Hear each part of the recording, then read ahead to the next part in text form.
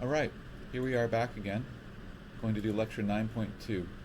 How do you manage the drawbacks of protein crystallography? There are drawbacks. For example, you have to grow a crystal.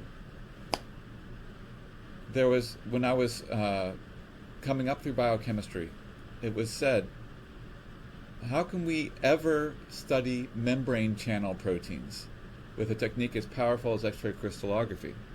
Because if you think about them, membrane channel proteins, they make holes that let things through, whether it's water or whether it's ions like sodium or potassium. They sit in a two-dimensional surface. How do you get something that sits in a two-dimensional membrane, purify it out, get to stack up? There actually is a way. I didn't think of it, but somebody thought of it, and actually the way to do that is by using a chemical that we've already mentioned in this class, but using it in a creative way. The basic for this has already been mentioned, and I want to say that this has been a Nobel Prize that was given based on this fundamental insight, which you can make. I'm not going to ask you to make it, but I'm just going to ask you to follow it. The 2003 Nobel Prize was for a scientist who crystallized this protein. And if I remember correctly, when I started grad school in 1996, it was said that we would never be able to study membrane proteins. And then right away, like in the late 90s, this scientist figured it out, got this structure right here. And you see right here, this is either a potassium or a sodium channel. My question is, how would you do that? Now, there's some really interesting things about these. They aren't just passive holes. For example, you have something that allows potassium but not sodium. Potassium is bigger than sodium. The other way around, it makes sense. You just make a sodium-sized hole and it won't let potassium through. But somehow this has a potassium-sized hole that won't let sodium through. How does it tell? We wanted to know the structure of that. And we got the structure and we saw the hole and they figured out how it works. Today's not really about that, but the question is, if you have a protein that looks like this from the top and it looks like that from the side, but it has to be embedded in a hydrophobic membrane, how do you crystallize it? So I'm going to ask if you can come up with it. Sometimes I ask students if they can think of what chemical would you use. It's actually a chemical that people mentioned. I believe they mentioned it when we were together in Demeray 150 already. The chemical is soap. To be chemically precise, it is a particular detergent molecule that was purified and worked really well, but it has the same structure as soap. The main thing is that you have this hydrophobic membrane in a hydrophilic environment that is bridged by the membrane. The fatty acids in the membrane are amphiphilic, and they bridge between the two environments. Soap does the same thing. So McKinnon's basic idea, that's the name of the scientist who got the Nobel Prize, doesn't matter for the test really. His basic idea, which does matter for the test, is that if you use the soap, it will make a little micelle, like a half micelle, a little belt around all the hydrophobic residues from the protein that embed in the hydrophobic parts of the membrane. And they're able to arrange themselves such that the outside of the micelle is interacting with water. This is exactly how it works, and this is how they got the Nobel Prize. So they extracted the proteins from the cell membrane, and they found detergents that would solubilize them. And the detergent forms a little micelle that acts like a decoy membrane. So then they had to do a little bit of protein engineering, but that's what all protein chemists do. That basically means removal of the loops and the things like glycosylation that are really messy and not really well defined. And then they would optimize the detergent, and they did X-ray diffraction from that. Notice that before the protein engineering, they also could do cryo-EM at the bottom. We'll talk about that in a second. But the crystallization is what we're talking about now. They got around it by picking the right kind of molecule. This is what it looks like, and it really matters what the ratio of protein to detergent is, because you want to have the protein with the right detergent at the right ratio. And if you reconstitute it just right, you can get it as a broken protein if you have too much detergent. But if you have just the right amount of detergent, And in fact, if you mix two detergents together, you can even get a little flat disc where it has sort of a fake membrane that looks like a disc. Or maybe you can get a bubble. I just want you to see what in general the detergent is doing to replace the membrane, to make the membrane protein soluble in water. Once it's soluble in water, this reconstituted hexamer can stack up like oranges. And so then you can have a crystal. McKinnon found out that's exactly what it did. So, to go through X-ray crystallography, its strengths are it can work on anything that has electrons. Sometimes it's hard to grow the crystal of something big and floppy, but you can do it. There's no reason why you can't. You just got to get the crystal. It can reach very high resolutions. I showed you that one picture with a sub 1 angstrom resolution where you could see the little dimple. You could see the inside of the tryptophan indole ring. You can use natural protein. It's just got to have electrons. You can see membrane proteins now.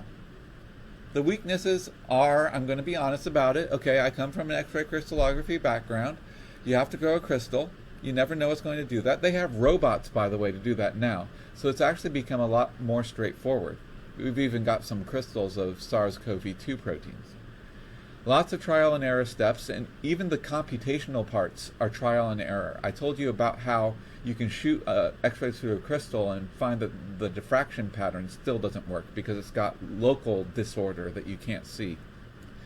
Crystallized molecules are in a crystal. They're not in their natural environment. So that's what the other people always will talk about. You only see an average protein because you see the average protein that's stacked up in the crystal. If you have differences between the proteins, at the very best, they're blurry. At the very worst, it makes the whole crystal not work. So you don't have any information on motion. Then there are technical limitations. There's this mathematical thing called the phase problem that you have to solve. Don't worry too much about that, except that there's mathematical problems to solving structures as well. And notice that it's all about the electron density. You are not seeing nuclei, you're only seeing electrons. And that came out in a particular case with a crystal study of this particular enzyme.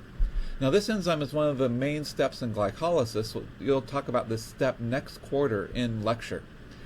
But the basic thing that it has to do is it basically catalyzes this reaction. We've already talked about this reaction. It's a group transfer where you have a phosphorus that's connected to aspartate 8. And then it's attacked by the nucleophilic OH1 off of the sugar there. So forget about the rest of that. What you care about is the group transfer mechanism, which we already talked about in test 1. The OH attacks, the electrons get pushed, and then you end up with the phosphate group being transferred from left to right. So the thing is, it has to go through the SN2 intermediate, and that's a theoretical thing that has to happen. The thing that really surprised everyone is that some X-ray crystallographers announced that they got the structure of this enzyme and that they saw this. They saw the SN2 intermediate, which is the exact transition state for the group transfer reaction. Remember, the O's on the P are going like a umbrella, and they're going from being like this to being like that, okay? They move all the way from here to there. And so, if that's the case, then this state surely exists, but somehow it should not be stable enough to be seen in a crystal. A transition state is the top of a mountain, and it's like taking a pencil and balancing the pencil on its tip. It's theoretically possible, but if that pencil can become more stable by falling over one side or the other, then that's going to basically ruin the balance of the tip. It's going to ruin the reaction. The transition state is the exact balance point. It's the highest energy point that you have to go through, but the idea that you can trap it, not just once, but entirely throughout the crystal, that made some chemists scratch their heads. So the crystallographers who found it, they basically said, well, look at this electron density. You've got the exact geometry that you expect for it being halfway through the oxygens pointing like this to the oxygens pointing like that. And they're right.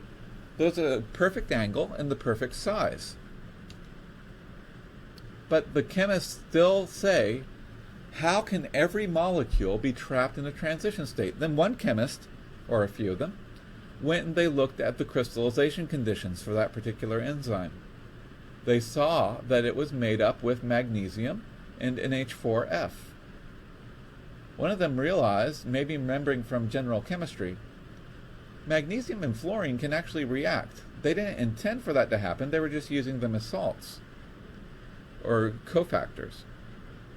But could that be MgF3 accidentally fitting in the site of the active site of the enzyme? The geometry would be exactly the same because MgF3 forms that trigonal planar geometry.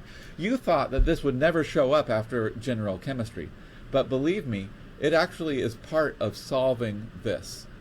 They asked that question, but of course based on the crystal structure alone, they couldn't prove it either way.